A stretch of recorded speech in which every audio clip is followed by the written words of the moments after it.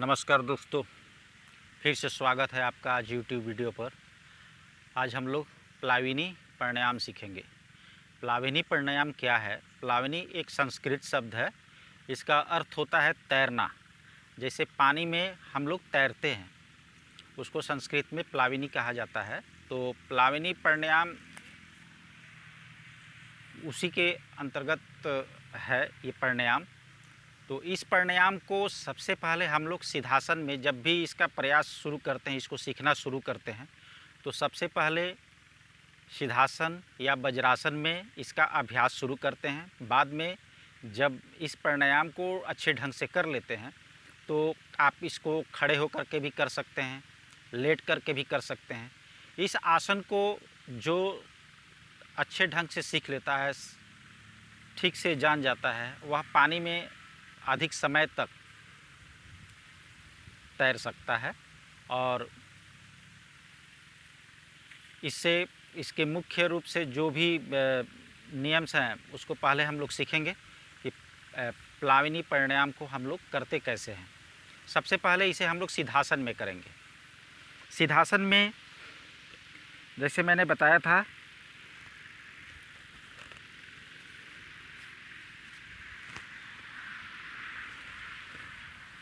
सिद्धासन में इस तरह बैठते हैं, अपने बॉडी को पूरी सीधी तरह रखते हुए और बीच की उंगली को अपने अंगूठे से टच करते हुए इस जगह पर रखते हैं और धीरे धीरे इसमें श्वास लेना है।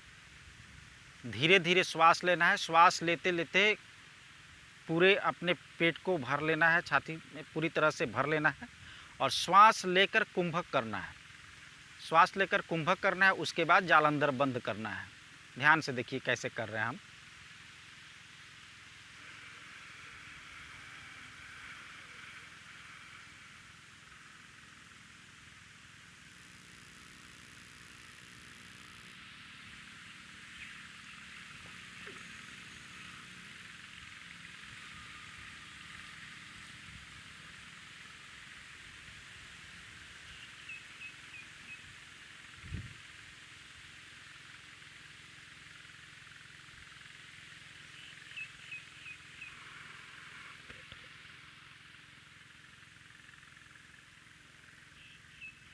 उसके बाद धीरे धीरे श्वास को छोड़ना है। उसके बाद आप इसमें उड्डयन भी कर सकते हैं। उड्डयन करने से जो भी वायु रुका रहता है पेट के अंदर, वो बाहर निकल जाता है।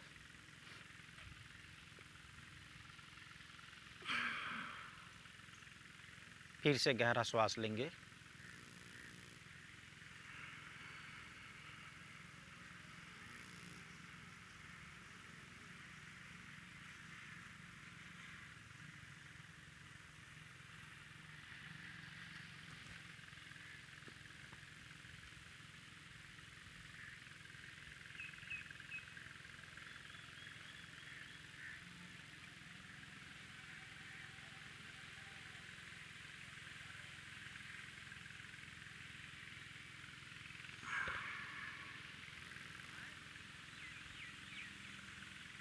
ये तो हो गया सिद्धासन में प्लावनी प्राणायाम। अब इसको वज्रासन में कैसे करेंगे? तो सबसे पहले वज्रासन में जैसे बैठते हैं ऐसे बैठ जाएंगे। अब वज्रासन में बैठते हुए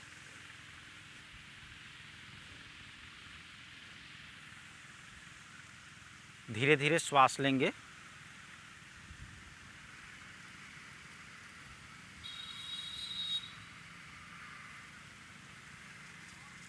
उसके बाद कुंभक करते हुए जालंधर बंद करेंगे।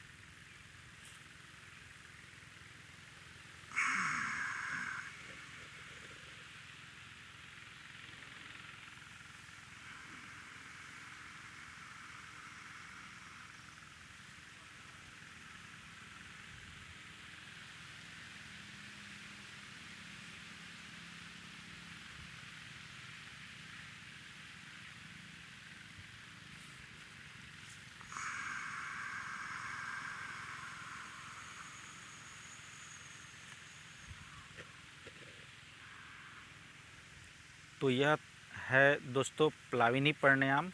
और इसको जब हम लोग सिद्धासन में या वज्रासन में इसको पूरी तरह से सीख जाते हैं, तब इसको हम लोग लेट करके भी कर सकते हैं। ध्यान से देखिए, लेट कर कैसे करेंगे। एक नॉर्मल जिस तरह से हम लोग श्वासन करते हैं उस तरह, जैसे पानी के ऊपर अगर आप लेट रहे हैं, तो अगर इस प्राणायाम को कर रहे हैं तो आप घंटों तक पानी पर तैरते हुए रह सकते हैं। इसमें क्या करना है, पूरी तरह पेट में अपने वायु को भर कर कुंभक करना है, रोक कर रखना है, श्वास को रोक कर रखना है, जितना अधिक रोक सकते हैं रोक कर रखना है।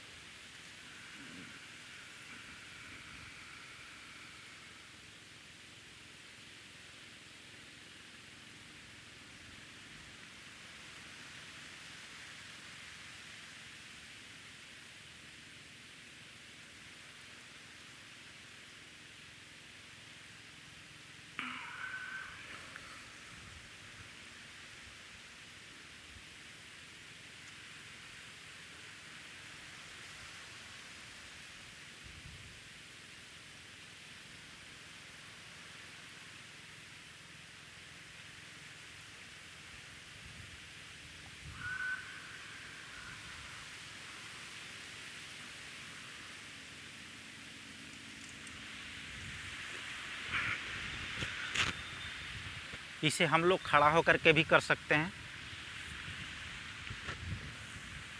सीधी तरह खड़े हो जाएं और खड़े होकर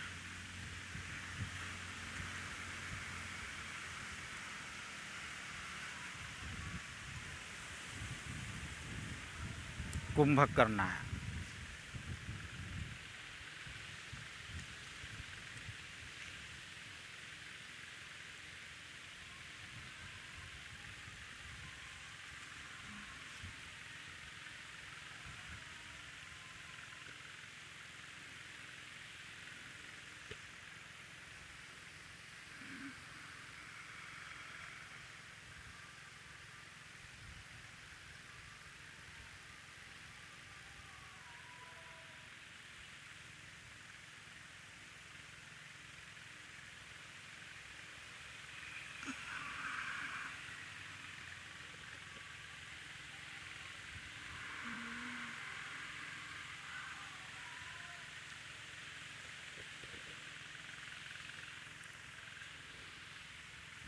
नीचे ना, नीचे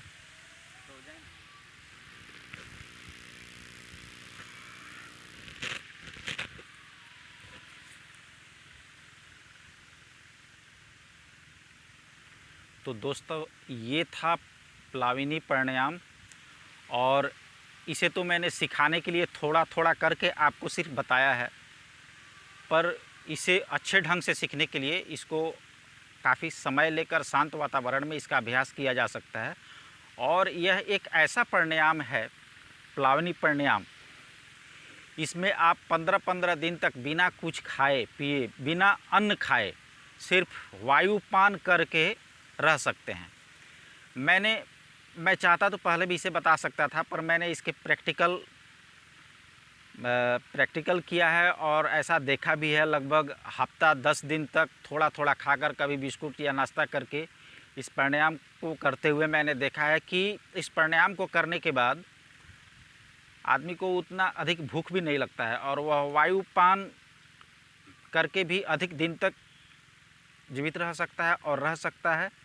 और यह सबसे बड़ी बात है कि इसको जो करता है और अन्न नहीं खाता है, तो शरीर पर किसी भी तरह की गलत प्रभाव भी नहीं पड़ता है, कमजोरी महसूस नहीं होती या आदमी दुबला भी महसूस नहीं होता। तो यह एक अलग तरह का प्राणायाम है। इस प्राणायाम को आप सिद्ध करके, अच्छी तरह से सीख करके पानी में बहुत देर तक तैर सकते हैं, रह सकते हैं। बिल्कुल बॉडी को सीधा छोड़कर आप पानी की गहराई में तैर सकते हैं, अधिक समय तक रह सकते हैं। तो दोस्तों यह था प्लाविनी प्राणायाम, जो यह एक तरह से करने में तो देखने से आसान लग रहा होगा, पर यह है कठिन। इसे जब भी अभ्यास करें, किसी जानकार व्यक्ति के अंतर्गत रहकर ही अभ्यास करें, अपने आप न करें। इसलिए कि यह काफ़ी आवश्यक है कि किसी जानकार व्यक्ति के गाइड में अगर करते हैं तो आपकी कमियों को सुधार कर सकता है, आपकी गलतियों को सुधार कर सकता है और आपको हानि होने से बचा सकता है। तो दोस्तों, प्लावनी प्राणायाम करने में ये सतर्कता अवश्य रखें। बहुत बहुत धन्यवाद। फिर बहुत बहुत धन्यवाद आपका। ज़्यादा से ज़्यादा इससे लाभ उठाएं और अपने आप को